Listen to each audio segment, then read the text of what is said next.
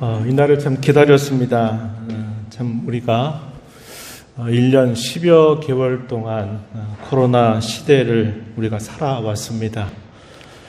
이런 어려운 시대를 살아가는 중에도 이렇게 하나님의 은혜 가운데 또 흩어진 자리에서 잘 보내게 되었다가 또 이렇게 위드 코로나 시대에 접어들면서 이렇게 또다시 오랜만에 반갑게 또 만나게 됨을 진심으로 기뻐하고 또 이 자리에 오신 분들을 주의 이름으로 환영합니다.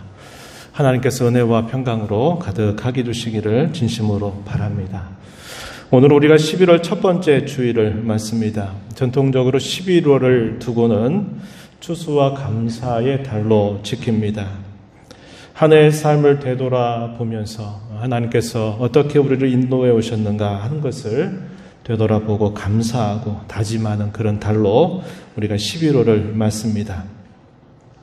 감사가 넘치는 귀한 달이 되기를 바랍니다.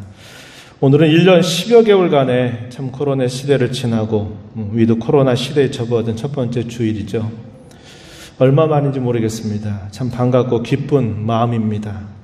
이것이 더 기쁜 일이 되게 하려면 이제까지 오랜 시간 동안 저와 여러분이 방역과 절제를 잘 해온 것처럼 앞으로도 더 좋아지게 될 때까지 계속적으로 힘을 기울여야 할 것 같습니다.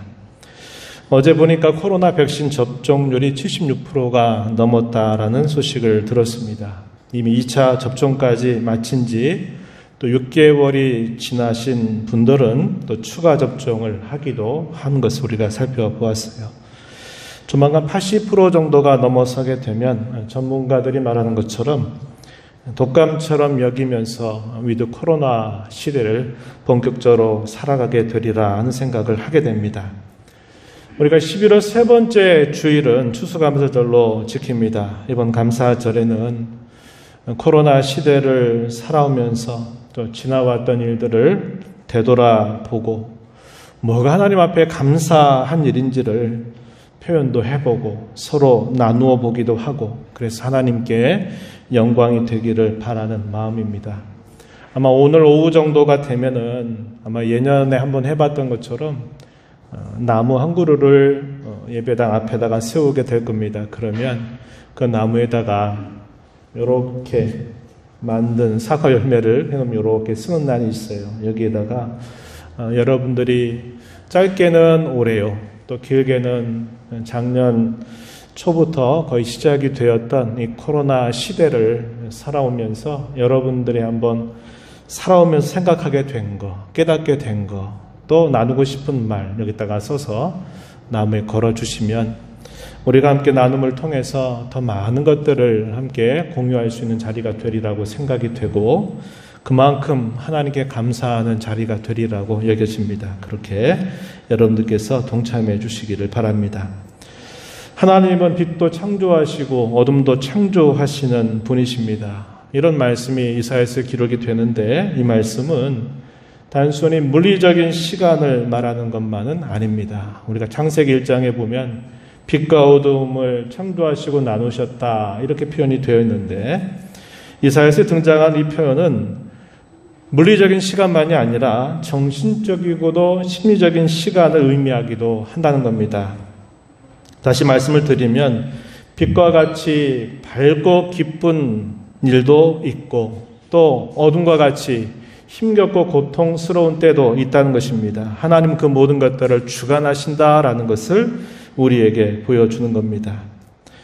옛적에 여러분들이 시골에 사신 분들이 많을 텐데 시골에 사시다 보면 밤 한 8시 정도만 지나게 되면 불들이 다 꺼지게 됩니다. 지금도 아마 시골은 그럴 거예요. 그렇게 되면 캄캄해집니다. 아주 캄캄해지게 되면 눈앞에 어떤 것들이 있는지가 잘 보이지 않아요. 그러나 그때는 우리의 시선을 멀리 향하게 되면은 별빛에 의해서 밤하늘에 떠있는 별을 통해서 산의 능선들을 보기도 하면서 점점 그 어두움에 익숙해져 가는 모습을 경험할 수 있습니다.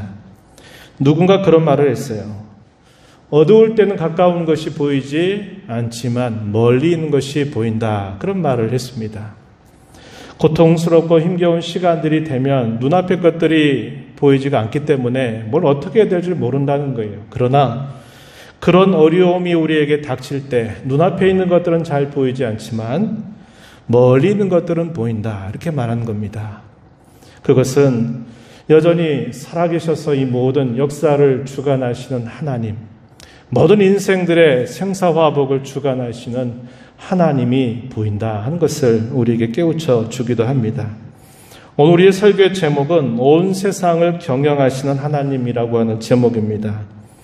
우리가 이사야서를 지금 읽고 있는데 이 말씀을 통해서 하나님은 자기 백성들뿐만 아니라 이방의 모든 나라들의 흥망성쇠를 하나님은 주관하신 분이심을 우리에게 잘 말해줍니다.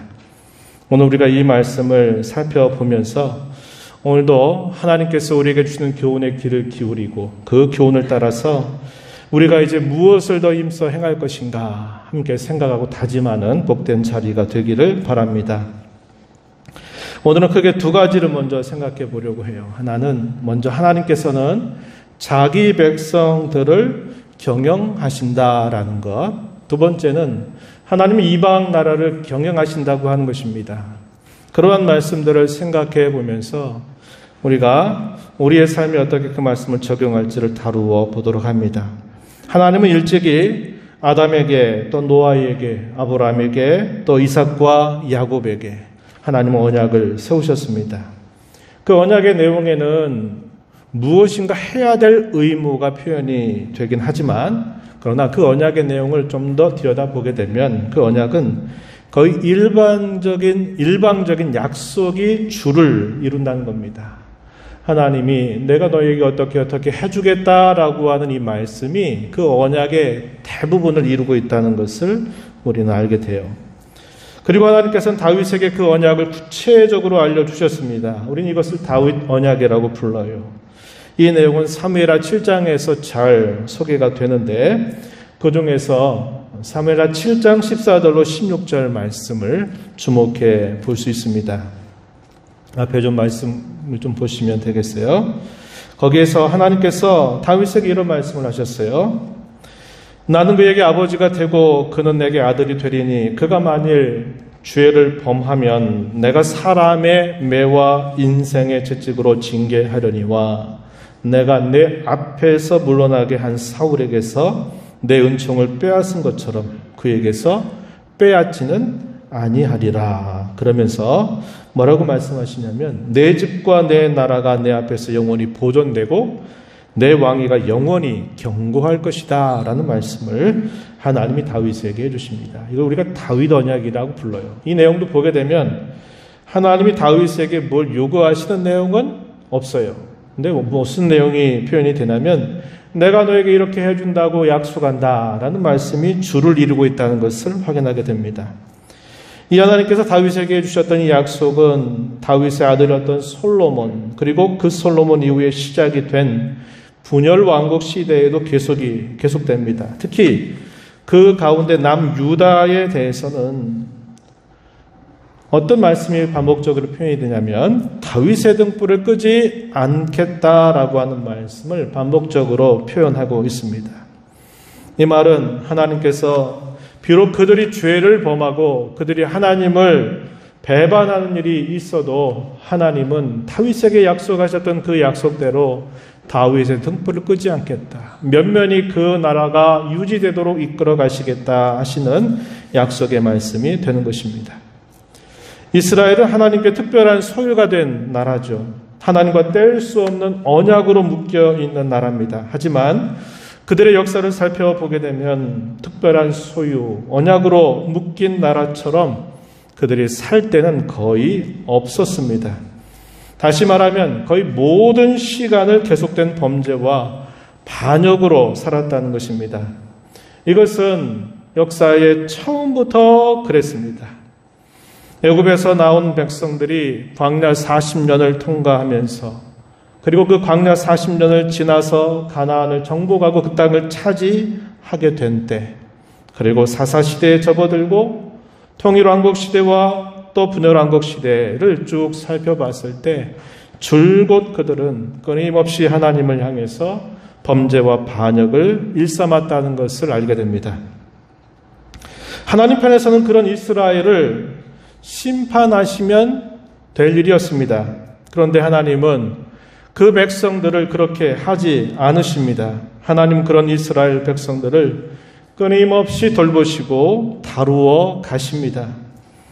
그 다루실 때 우리가 주목하는 것은 하나님은 그 백성들이 범한 죄를 죄가 아니라고 말하는 것이 아니었어요. 그건 분명히 죄다라는 사실을 이야기하십니다. 그러면서 어느 정도 벌을 받게 하시기도 하십니다. 그러나 죄값으로 망하게 하시는 것도 아니라고 하는 겁니다. 우리는 이것을 두고 징계라고 말하는 겁니다. 이것은 관계가 틀어졌다거나 관계가 깨어졌다라는 것을 알려주는 말이 아니죠. 이사야서에서는 주께서 백성을 적당하게 견책하셨다. 혹은 적당한 방법을 보이사 가르치셨다라고 표현하기도 합니다. 이것을 두고 이사야서 30장 20절에서는 이렇게 표현했어요. 환난의 떡과 고생의 물이라고 표현하기도 했습니다. 환난의 떡, 고생의 물 이렇게 표현했어요. 이것은 우리가 처음에 살펴봤던 이사야서 사무엘하 7장 14절에서 하나님께서 다윗에게 하셨던 약속의 말씀 가운데서도 확인되는 내용이죠. 사무엘하 7장 14절에서 뭐라고 표현했습니까? 사람의 매, 인생의 채찍 이렇게 표현을 하고 있습니다. 이러한 표현들은 다 하나님께서 자기 백성들의 범죄와 반역을 다루시는 방법이 무엇인가를 잘 보여주는 말씀이다 하는 것입니다. 하나님께서는 언제나 자기 백성들을 끌어안으십니다. 다윗은 이것을 시편 103편에서 참으로 놀랍게 표현해 줍니다. 오늘 우리가 함께 읽었던 교동문 안에 있었던 말씀이죠. 그 가운데서 시편 103편 8절로부터 11절 말씀 제가 다시 한번 여러분들에게 읽어 드리겠습니다. 여기 103편 8절 이하에 보면 이렇게 말해요. 여호와는 긍휼이 많으시고 은혜로우시며 노하기를 더디하시고 인자하심이 풍부하시도다. 자주 경책하지 아니하시며 너를 영원히 품지 아니하시리로다. 우리의 죄를 따라 우리를 처벌하지는 아니하시며 우리의 죄악을 따라 우리에게 그대로 갚지는 아니하셨다. 이렇게 말합니다. 특별히 여기 마지막에 읽어드린 부분 10절에 우리의 죄를 따라 우리를 처벌했다. 이 말은 하나님께서 자기 백성들을 다루실 때 그 죄값의 형량대로 그대로 갚으시지 않았다는 겁니다. 제가 아까 말씀드렸듯이 죄를 두고 죄가 아니야 괜찮아 라고 하나님 말씀하신 적이 없어요. 분명히 죄를 죄라고 말씀하세요. 그러나 그 죄값을 죄의 형량대로 받도록 하시지 않으시고 항상 적당한 정도로 그들에게 벌을 주시고서는 그들을 다루신다는 것을 우리는 확인하게 돼요. 다윗도 말한 것입니다. 우리의 죄를 따라 우리를 처벌하지는 아니하셨다. 우리의 죄악을 따라 우리를 그대로 갚지는 아니하셨다. 하늘이 땅에서 높은 것처럼 그를 경외하는 자에게 그의 인자하심이 크시다라고 다윗은 이 하나님의 놀라우신 사랑을 노래하고 있습니다. 여기서 등장하고 있는 표현들, 긍휼이라고 하는 말, 또 은혜, 인자하심은 하나님의 변하지 않는 속성, 혹은 이걸 성품이라고도 이해합니다. 그것을 나타내는 말들이에요. 이것을 한마디로 줄여볼까요? 그러면 두 단어로 요약이 됩니다. 사랑이라고 하는 말로 요약이 돼요. 하나님의 사랑이라고 하는 것입니다. 하나님의 사랑은 참으로 위대하고 참으로 놀랍고 변함이 없습니다. 하나님의 사랑이 죄로 향하는 우리 사람의 마음과 부패보다도 더 크다는 것입니다. 하나님의 사랑이야말로 허다한 죄를 덮고 죽음보다도 강한 것입니다. 그분의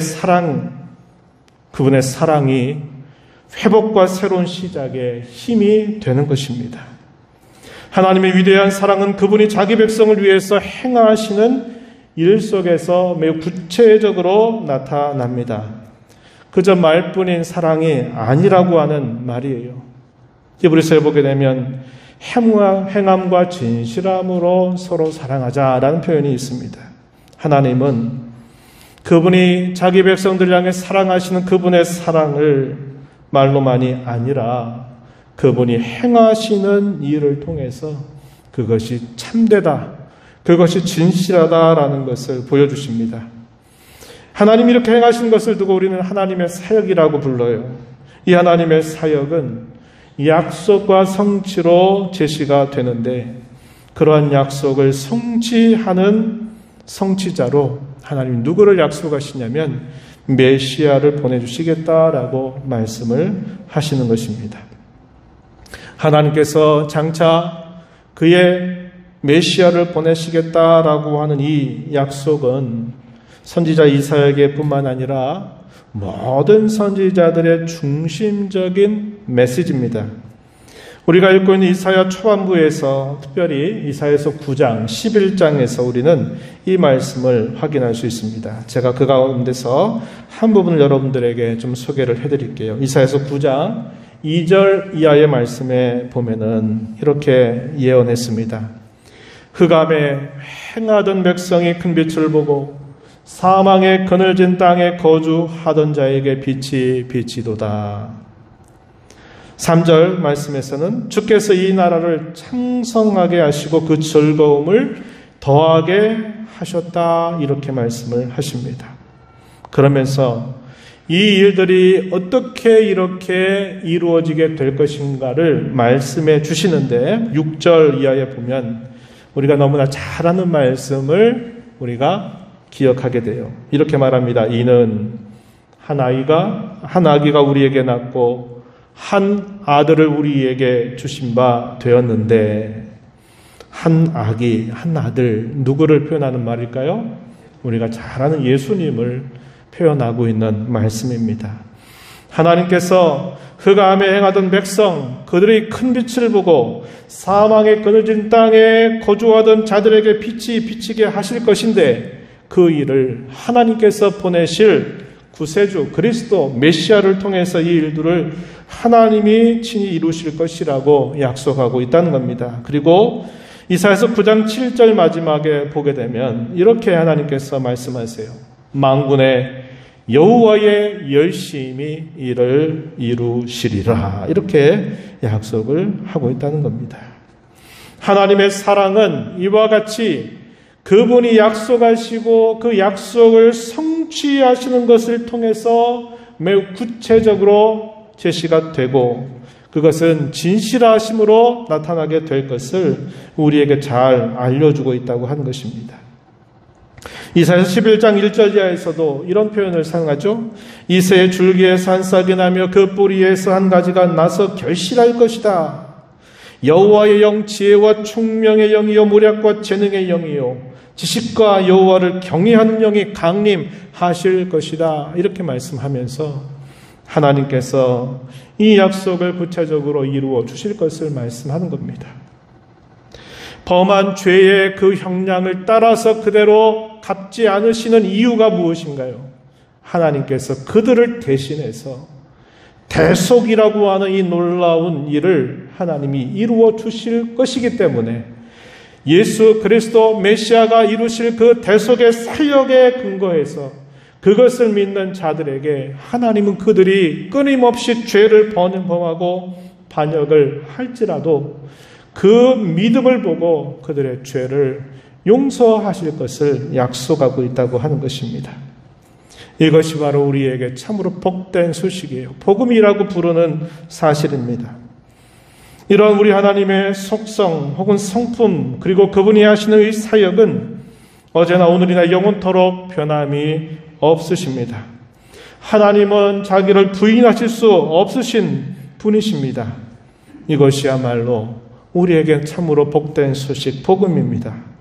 우리를 향한 진정한 위로, 행복의 셈이고 또 원천이 되고 그것이 근거가 된다는 것을 우리 이 말씀을 통해서 확인하게 되는 것이에요. 이제 우리 두 번째 주제로 한번 들어가 보시죠. 하나님은 자기 백성들을 경영하시는 것뿐만 아니라 이방 나라들을 경영하신다고 하는 것입니다. 이사야서 13장에서부터 23장까지의 내용에서는 이방 나라들에 대한 예언이 주어집니다.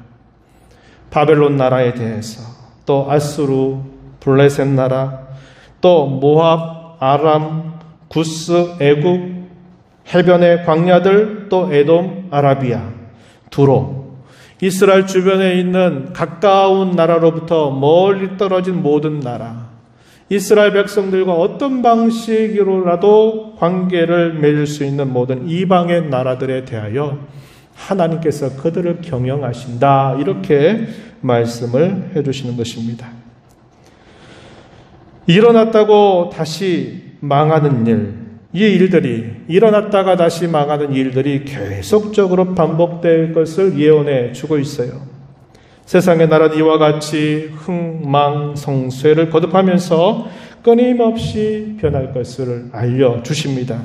하나님은 이방 나라를 역사 심판을 통해서 그들을 경영하신다고 알려주고 있습니다. 그런데 이 이방 나라들에 대한 역사 심판에서 우리는 몇 가지 유형을 우리는 볼 수 있어요. 제가 주보에다 3가지를 표현했습니다. 거기 보시면 첫 번째가 어떤 것이냐면 이방 나라를 하나님이 경영하실 때 어떻게 해서 그들을 다루시느냐. 가장 공통적이고 가장 첫 번째 내용은 그들 자신의 죄악에 대하여 그 죄값으로 결국 그들을 패망하게 하신다고 말씀을 하고 있습니다. 이것은 모든 나라들에 대한 공통사항이에요. 그럼 이방 나라들의 공통적인 범죄가 무엇이냐? 성경이 요약해 주는 것은 3가지 정도로 요약해 볼 수 있어요. 하나는 뭐냐? 우상을 숭배하는 일입니다. 우상 숭배에 대하여 그들이 심판을 받게 된다 하는 것을 말해줘요. 또 하나는 교만이라고 한 겁니다.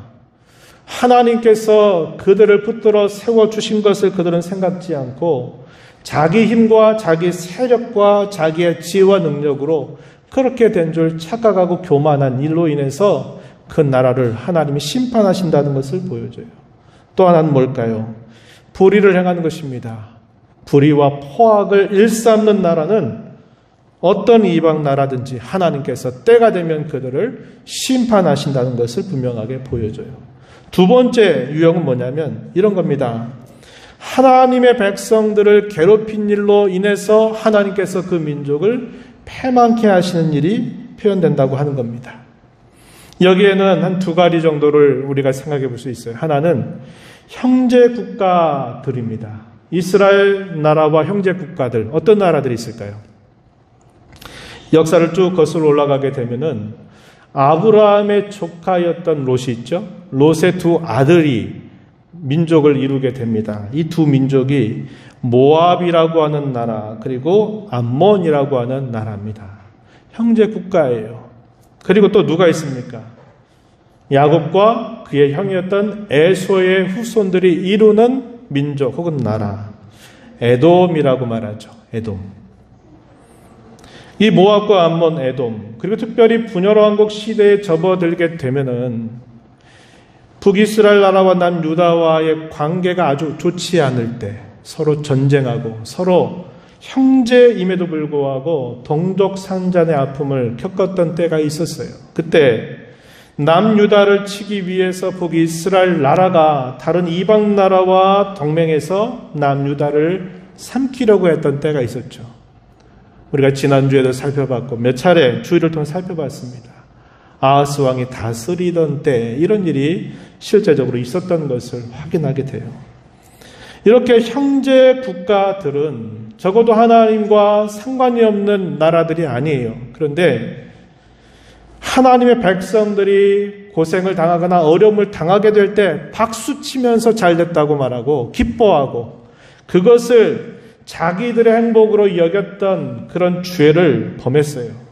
하나님 그것을 결코 기뻐하시지 않으셨던 겁니다. 그래서 때가 됐을 때 하나님께서 이들 국가들을 패망하게 하시는 일을 행하셨어요. 또 어떤 하나의 경우냐면 하나님의 백성, 그 나라를 정복했던 국가들에 대해서도 하나님께서 때가 되면 패망케 하신다는 것을 예언하십니다. 이스라엘 나라를 정복한 국가들, 어떤 나라가 있습니까? 북이스라엘 나라를 패망시켰던 아수르 제국, 또 남유다를 패망시켰던 바벨론 제국, 이 나라들도 하나님의 백성들을 괴롭히고 그들에게 포악을 행하는 일들로 인하여 하나님이 그들을 심판하시겠다라고 예언하시고서는 그 예언을 분명히 이루시게 되는 것을 성경이 보여줘요. 아수르 나라든 바벨론 나라는 하나님께서 자기 백성들을 깨우치고 징계하시기 위해서 막대기처럼 도구처럼 들어서 하나님은 사용하기를 원하셨어요. 그런데 아수르 나라가 그러한 본본을 넘어서죠. 하나님까지 멸시하고 하나님까지 조롱하는 태도를 일삼는 게 되는 겁니다. 그러다가 하나님이 결국 쳐서 그 나라가 패망하게 된 나라들이죠. 아수르 나라가 그렇습니다. 바벨론 나라가 그래요. 이와 같이 하나님의 백성들을 괴롭혔던 나라들, 그런 나라들에 대해 하나님은 심판하신다라고 예언을 행하셨어요. 세 번째 경우는 좀 특별합니다. 어떤 경우냐면 하나님의 백성들이 하나님보다도 더 의지하고 바라보았던 그런 나라들도 하나님께서 때가 되면 그들을 패망시켰다는 것을 말씀하고 있다는 겁니다. 하나님의 백성들이 의지하고 바라봤던 나라, 어떤 나라였습니까? 아하스 왕이 다스리던 때는 누구를 바라봤다 그랬죠? 아수르 제국을 바라보았다 그랬죠? 또 그 이후에는 또 어느 나라를 바라보냐면 아수르 나라가 북이스라엘 나라를 삼키고 유다까지 삼키려고 했을 때는 이 유다 나라가 어디를 바라봐요? 좀 멀리 떨어진 에티오피아로 알려져 있는 구스 나라를 바라보는 거예요. 그들에게 도움을 구하는 겁니다. 와서 우리를 좀 도와달라. 또 어떤 나라를 바라보나요? 애굽 나라를 바라보는 겁니다. 아수르에 대항하기 위해서 애굽 나라의 도움을 바라보는 거예요. 하나님은 선지자를 통해서 그 백성들에게 뭘 말씀해요? 바라보지 마라. 도움이 안 된다. 안 된다라고 말씀을 하시는데 당시 유다 왕과 백성들은 그런 나라들을 바라봐요. 그런데 그런 나라들에 대해서도 하나님께서 심판하신다라고 예언을 하시고 마침내 심판을 행하신 것입니다. 히스기야 왕 시절에는 또 누구를 바라봤어요? 바벨론 나라를 또 바라봤잖아요. 그러다가 또 하나님께로부터 또 책망을 받았던 일도 있어요. 이와 같이 이방 나라들의 여러 나라들의 형편들을 볼 때 하나님은 그 나라들을 경영하시는데 이와 같은 세 가지 정도의 여러 유형에 따라서 살펴보게 돼요. 이러한 원리는 오늘을 살아가는 저와 여러분에게도 마찬가지로 적용이 된다는 것을 잊지 말아야 합니다. 하나님의 교회와 그의 성도들을 괴롭히는 어떤 대상이든지 하나님은 때가 되면 반드시 심판을 행하실 것이에요. 또 하나님의 백성이 된 저와 여러분이 하나님보다도 다른 것들을 더 바라고 다 의지하게 될 때 하나님은 그 의지하는 대상을 치워버리신다는 거예요. 그런 일들이 분명히 있게 될 것을 우리는 배울 수 있습니다. 우리는 지금까지 하나님은 자기 백성들뿐만 아니라 이방 나라를 경영하신다는 것을 살펴보았습니다. 하나님은 온 세상을 경영하시는 분이십니다. 이 사실을 오늘 우리가 읽은 본문에서 이렇게 잘 알려줍니다. 오늘 우리가 읽은 본문으로 한번 가서 보시면 이사야서 14장 26절 이하를 한번 보시죠. 26절, 27절 말씀에 이렇게 말합니다. 이것이 온 세계를 향하여 정한 경영이며 이것이 열방을 향하여 편손이라 하셨나니 만군의 여호와께서 경영하셨은즉 누가 능히 그것을 폐하며 그의 손을 펴셨은즉 누가 능히 그것을 돌이키랴. 이렇게 묻습니다. 이것은 아수르 나라에 대한 패망에 대한 예언에 대한 말씀에서 주어지는 말씀이지만 이것은 보편적으로 확대해서 우리가 받을 수 있는 말씀이라는 거예요. 하나님은 자기 백성들도 경영하시고 이방의 모든 나라들도 하나님은 경영하시고 경영하시고자 하시는 그분의 결정은 반드시 그대로 이루어진다는 것을 우리에게 가르쳐주고 있다는 것입니다. 우리는 여기서 특징 두 가지를 알게 돼요.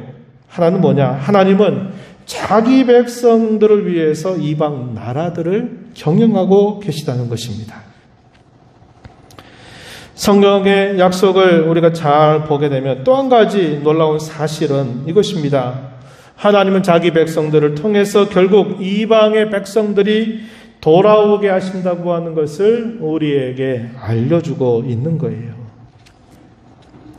하나님의 지극한 관심이 어디에 집중되고 있느냐? 그것은 하나님의 백성에게 집중되고 있다는 것을 성경은 우리에게 잘 보여주고 있어요. 세상에 수많은 나라가 일어났다가 흥하다가 그리고 때가 되어 패망하게 되는 이 수많은 변화들이 계속 있는 중에 하나님께서는 무엇을 강하고 견고하게 세워주시느냐?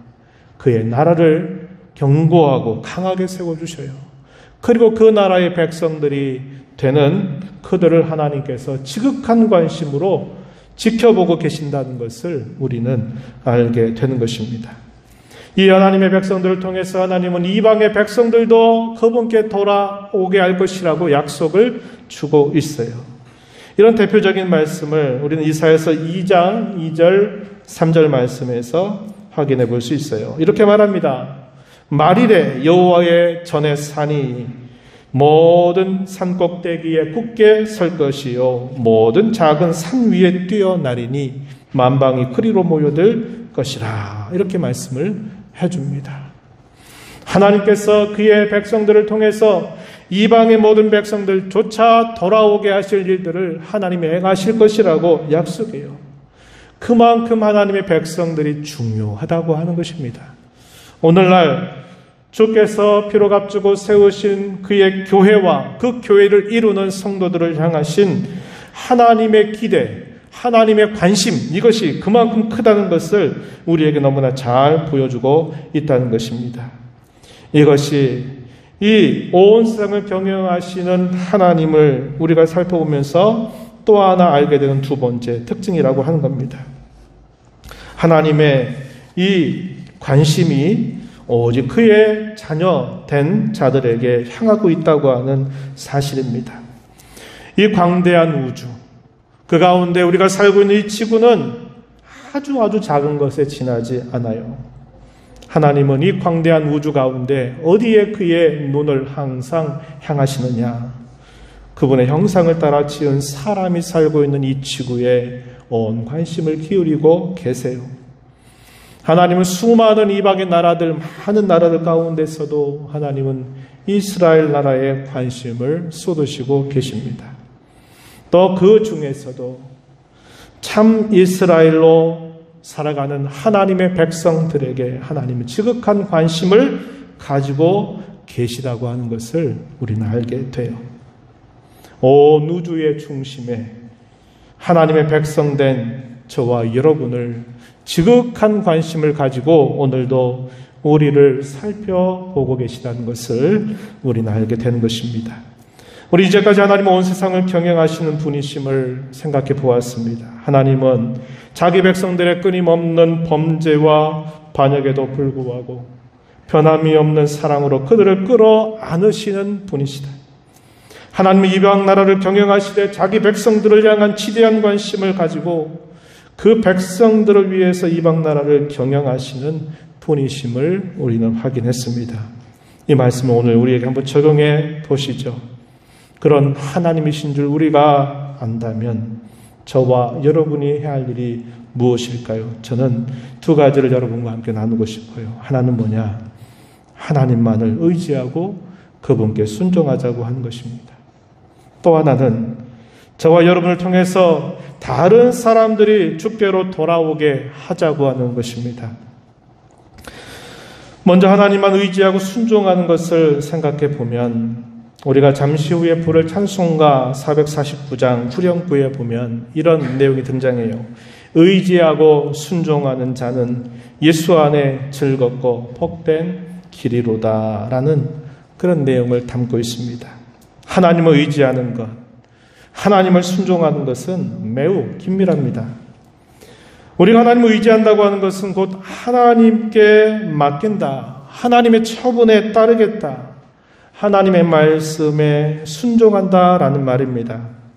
하나님을 의지한다고 고백하면서 내가 하고 싶은 대로 한다면 그것은 거짓말이 되고 마는 겁니다. 그렇게 보면 사실 저와 여러분들이 얼마나 하나님 앞에 거짓말쟁이들인가 하는 것을 우리는 알게 돼요. 내가 한 주간 하나님 앞에 난 잘 살았다고 말할 사람이 없어요. 우리 하나님 앞에 늘 거짓말쟁이밖에 되지 않는다는 것을 우리는 너무나 잘 알고 있는 겁니다. 왜냐? 하나님을 의지한다고 우리가 그렇게 많이 기도하고 고백하고 살지만 정작 우리가 어떤 일을 만나고 어떤 사건을 치르게 될 때는 내 생각대로, 내 경험대로, 내 마음대로, 내 판단대로 할 때가 대부분이기 때문에 그러합니다. 하나님을 의지한다라고 하는 것은 말로 증명되는 게 아니에요. 그것은 순종을 통해서 증명되는 것입니다. 순종으로 나타날 때 그것이 참말이라고 하는 거예요. 그것이 진실한 것이 되는 겁니다.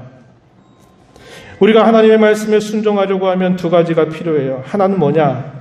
끊고 매는 것을 분명하게 해야 한다는 것입니다. 또 하나는 순종하는 일이 저절로 되는 게 아니에요. 거기에는 반드시 자기 부인과 불편함과 희생을 각오하지 않으면 안 된다는 것입니다. 우리가 잘 순종하지 못하는 이유는 끊고 맺는 것을 못하기 때문일 수 있어요. 순종이 뭡니까? 내가 지금까지 하지 않았던 것들을 따르는 것을 순종이라고 그러죠. 또 반대로 순종은 내가 지금까지 늘 해왔던 것을 더 이상 하지 않는다는 것을 말해주는 것입니다. 우리가 하나님 앞에서 끊고 맺는 걸 하지 않으면요, 순종을 이루어갈 수가 없다는 것이에요. 하나님 앞에 회개한다고 말하면서 그 회개에 참된 회개를 우리가 하지 않게 되면 끊고 맺는 일이 모호하게 되는 거예요. 사람과의 관계 속에서도 마찬가지입니다. 사람과의 관계, 성도와의 관계 속에서도 끊고 맺는 일이 확실하지 않으면 관계가 개선될 수가 없는 거예요. 순종하려고 하면 끊고 맺는 걸 확실하게 해야 돼요. 내가 가던 것에서 이제는 돌아서야 순종이 되는 거잖아요. 내가 안 하던 것에서 내가 행하는 것이 순종이 되는 거예요. 그러면 내가 이제까지 왔던 것으로부터 그걸 끊는 과정이 있어야 돼요. 근데 우리가 하나님 앞에 나와서 우리가 한 주간을 살고 하루를 살면서 하나님 앞에 내 삶을 돌아보면서 참되고 진실한 회개가 없는 신앙생활, 끊고 맺는 게 없는 거예요. 순종, 머나먼 얘기입니다. 교회를 이루어서 이제 우리가 성도의 교제를 함께 또 나누게 될 텐데 성도와 성도와의 관계 속에서도 마찬가지예요. 끊고 맺는 일을 하지 않으면 내가 잘못한 것에 대해서 잘못했다고 용서해달라고 말하지 않고 그런 부분들에 대한 끊고 맺는 것도 없이 그냥 앞으로 잘하면 되지 하는 식으로 이렇게 하다 보면 그 관계가 개선될 수가 없는 거예요. 순종하기가 그래서 어려운 겁니다. 또 하나는 순종하는데 그냥 되는 게 아니에요. 나를 꺾어야 돼요. 자기를 부인하지 않으면 안 돼요. 또 뭐가 있어야 됩니까? 불편하죠. 안 하던 것 해야 되고 하던 거 안 해야 되면 불편하죠. 불편함을 감수할 각오 없이 순종할 수 있다? 순종할 수 없어요.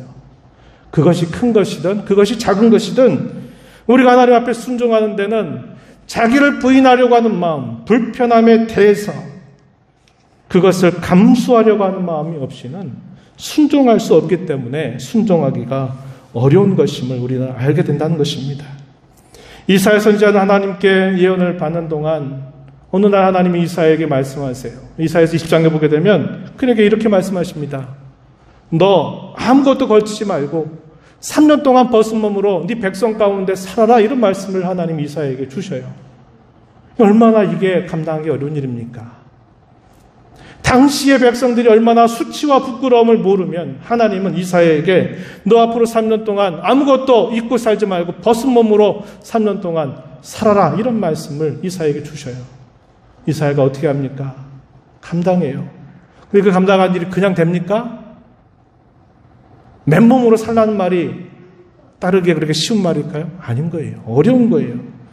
이와 같이 우리가 순종하기가 어려운 것은 바로 이런 희생이나 불편함을 감수하지 않으려고 그저 순종하겠다고 말하는 태도이기 때문임을 우리는 기억해야 한다는 겁니다.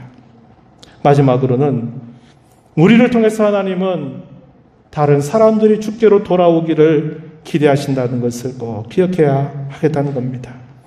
너희는 택하신 족속, 왕같은 제사장들이고 거룩한 나라고 그의 소유된 백성이라고 우리를 하나님은 칭해 주셨어요.